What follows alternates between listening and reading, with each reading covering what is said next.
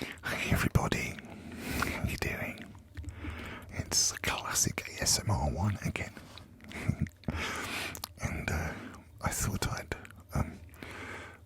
do another little video. I'm trying to do one a week, as you may know, as I've mentioned many times before. We're trying to get this channel monetized so that we can raise funds for a small not-for-profit theatre company based in England. So that's just a kind of a little hint to say, if you've not subscribed, perhaps you could press the button. Where is it? You know. If you haven't subscribed, it'd be great if you could. I'm also aware, of course, that recently King Charles III and Queen Camilla went to the United States of America. And I'm also aware that a version of Shakespeare's Henry V that I wrote, a few years ago, 1992 in fact, I think I first did it, is having a production at the Royal Shakespeare Theatre in Stratford-upon-Avon in Warwickshire. And so I thought, we haven't done any Shakespeare for a while in spite of my tea caddy, my coaster. So I thought I'd have a look at a speech that I think is really, really clever. And it's all about the responsibility of power. So, this is my faithful little Penguin Classics, little black book, little black classics. £2. Bargain. And it's called Is This a Dagger I See Before Me?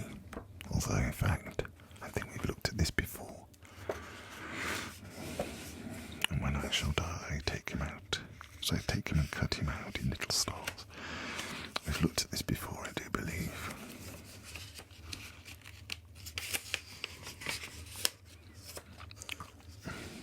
Shakespeare, William Shakespeare, of course, and it was his birthday last week.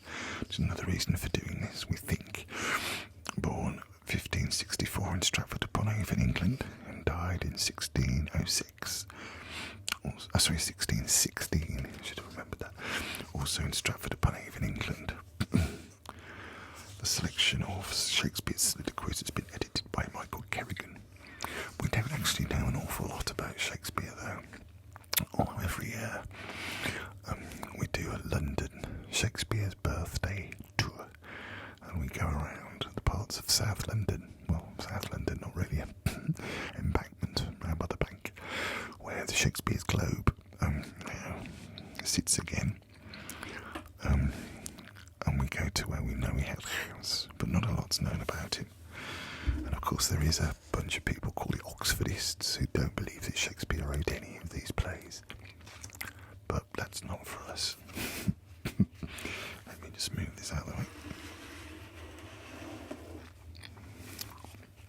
That is for others. But I thought I'd just be given TripAdvisor. The literary pub crawl, which is something that we do quite a lot. Yes, think reviews on TripAdvisor. Let's pop that there as well. And of course, this is from Henry V by William Shakespeare.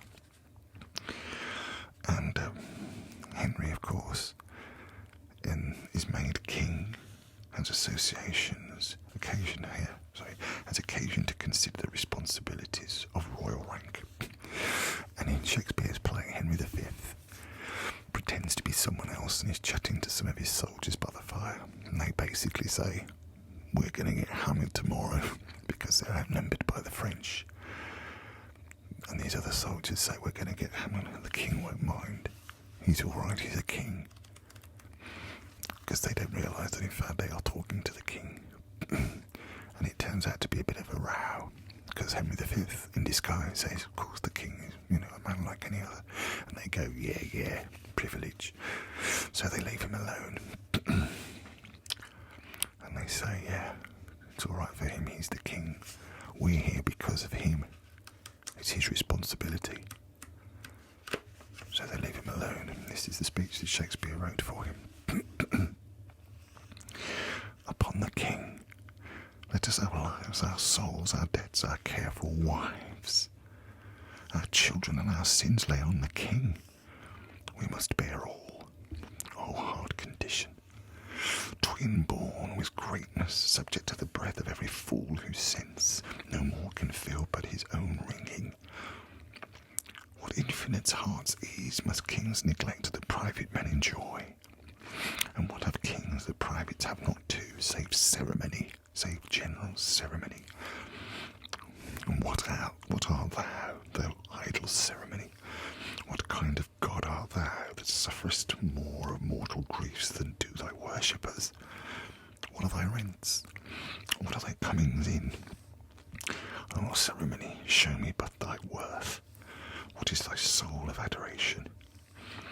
Art thou aught else but place, degree, and form, creating awe and fear in other men, wherein thou art less happy, being feared, than they in fearing? What drinkest thou oft instead of homage sweet, but poisoned flattery? Oh, be sick, greatness, and bid thy ceremony give thee cure. Think thou the fiery fever will go out with titles blown from adulation? Will it give place to flexure and low bending? Canst thou, when thou commandst the beggar's knee, command the health of it? No, thou proud dream, the place so subtly with a king's repose.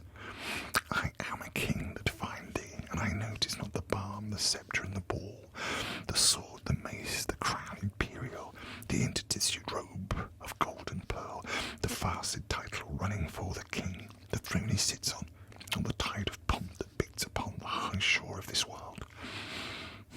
No, not all these thrice gorgeous ceremony, not all these laid in bed majestical can sleep so soundly as the wretched slave, who, with a body filled in vacant mind, gets him to rest, crammed with distressful bread, never sees horrid night. A child of hell, but like the lackey from the rise to set sweats in the eye of Phoebus, and all night sleeps in Elysium. Next day after dawn doth rise and help Hyperion to his horse, and follows so the ever-running year with profitable labour to his grave. And but for ceremony, such a wretch winding up days with toil and nights with sleep, have the forehand and vantage of a king. The slave, a member of the country's peace, enjoys it, but in gross brain little lots.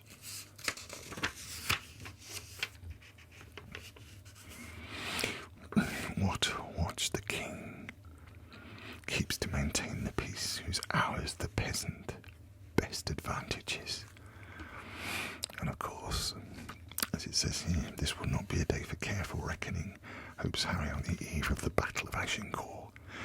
If his own men weigh the odds against them accurately, they will run for their lives. While if God weighs his father's crimes truly, he will strike him from his throne, because of course his father kind of stole the crown. And so this is the next part of the speech. I always did this with an actor in a single spotlight. O God of battles, steel my soldiers' hearts, possess them not with fear. Take from them now the sense of reckoning, if the opposed numbers pluck their hearts from them. Not today, O Lord, O not today. Think not upon the fault my father made encompassing the crown. I, Richard's body, have interred new, and on it have bestowed more contrite tears than from it issued foresaid drops of blood. 500 poor I have in yearly pay, who twice a day their withered hands hold up toward heaven to pardon blood. And I have built 2 chantries where the sad and solemn priests sing still for Richard's soul. More will I do, though all that I can do is nothing worth, since that my penitence comes after all, imploring pardon. It's pretty powerful, isn't it? He's done all right as Shakespeare. And of course Stratford-upon-Avon has done very well.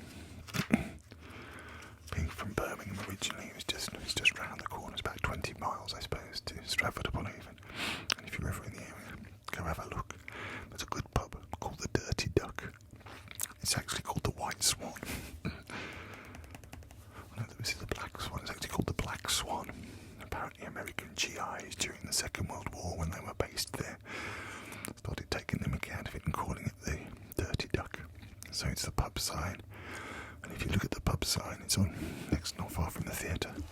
One side says the Black Swan, the other side says the Dirty Duck. But I hope you like that. Please let me know if you did. And let me know, I guess, if you didn't. Although, we're fairly random.